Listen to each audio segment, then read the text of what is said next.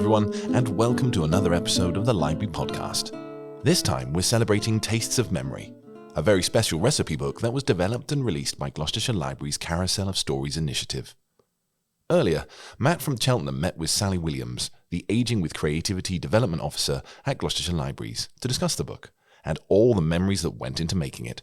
Sally, Tastes of Memory is a very diverse collection of cherished recipes submitted by all kinds of different people. Could you tell us about some of the people who've submitted recipes to this project? Yeah, absolutely. I'd love to, and thanks for the opportunity today.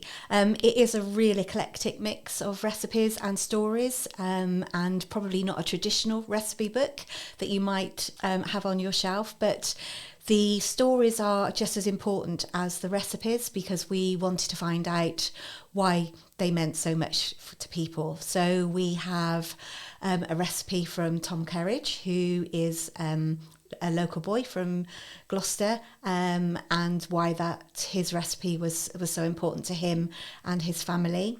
We have got German plum cake from a lady who goes to Gloucester Library, and that came from her mum who moved to Gloucester after the Second World War. We have a recipe from the Wiggly charity and a gentleman that uses their facilities.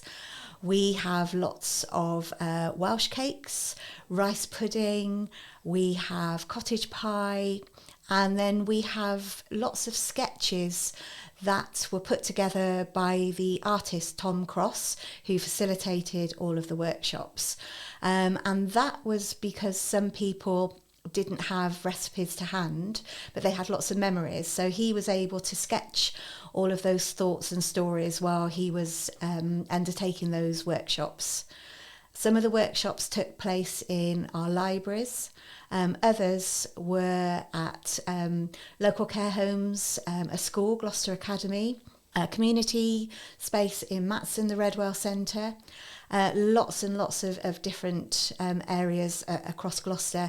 And then we also had the opportunity for people to either send their recipes in online or bring them into one of our libraries as well.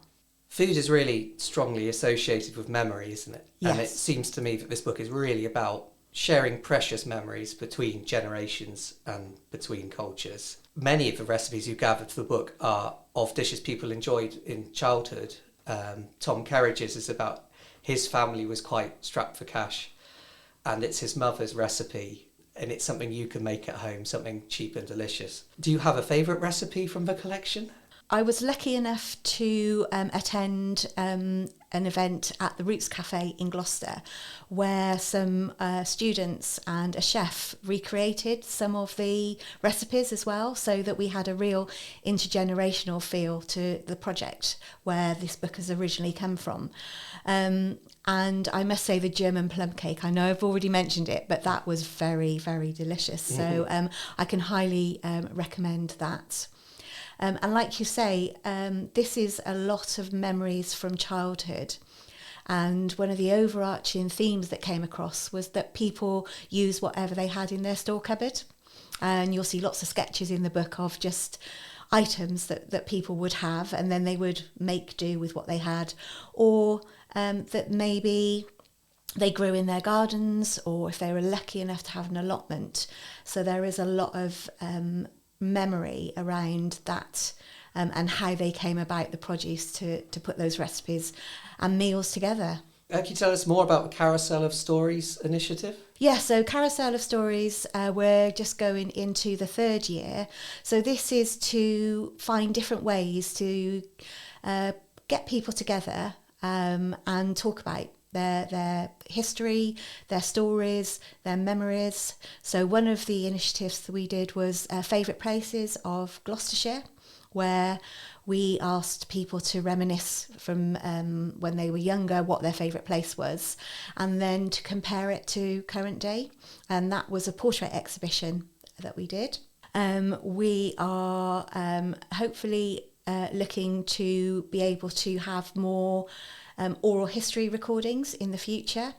And then we also, under the Carousel of Stories banner and initiative, we had something called Sweet Memories, which is a similar theme where we think of a topic or a subject, and in that case it was confectionery, and then we just brought people together and they talked about what their favourite sweets were, the smells, the wrapping, the advertising, and again just what made it special for them, and that might have been their families, their school, their friends.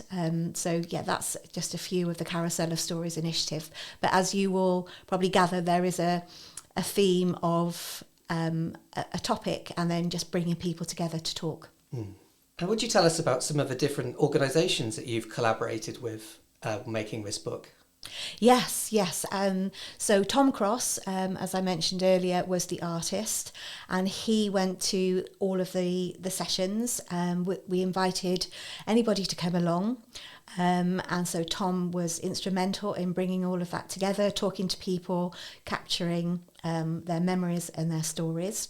The Wiggly charity that have given one of their recipes, and Voices Gloucester have funded some of the project, and they are an organisation in Gloucester that people might have heard of. And then also another company called Blue Sky Design. They did all the printing and design of all of the materials once we had that ready to collate. The book also contains original handwriting and sometimes artwork from the contributors. Yeah, so when we started to think about putting the book together, there were quite a few suggestions around handwriting as well, because we're capturing memories and we're capturing stories. And then we thought, well, let's try and capture handwriting. There are lots of recipes and stories in the book that are typed, but we wanted to be able to, for posterity, capture some handwriting, because it's something that we don't see as much, and it's not a way that we communicate as much anymore. So there are quite a few handwritten recipes, and some of the recipes are copies of papers and notebooks that people have found in drawers that they found from their grandparents, from an aunt. So that, I think, adds to that storytelling. Most of the artwork in the book is all from Tom Cross, but some of the drawings are from Gloucester Academy school pupils as well. We had one of the workshops there, and they spoke to us about their memories, but they also did some drawings as well to depict what their favourite recipes or foods were.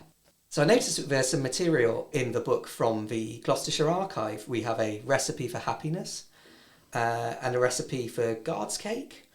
Could you tell us about some of the material we found in the archive that you've used in the book? Yes, we have a great relationship with the Heritage Hub and Gloucestershire Archive, and they were able to provide some images for us that you've just mentioned. And one is a recipe for happiness, and it starts off: equal parts of healthy, honest work, rest and recreation, mixed together most carefully with diligence, contentment, cheerfulness and even temper, which is quite a favourite of mine. Tea and biscuits, and some lovely handwriting examples in there as well. Thank you, Sally. Copies of Tastes of Memory are available to purchase from your local library. £1 from every sale will be donated to Alzheimer Society via Work for Good. Music performed by local artist James Phantom.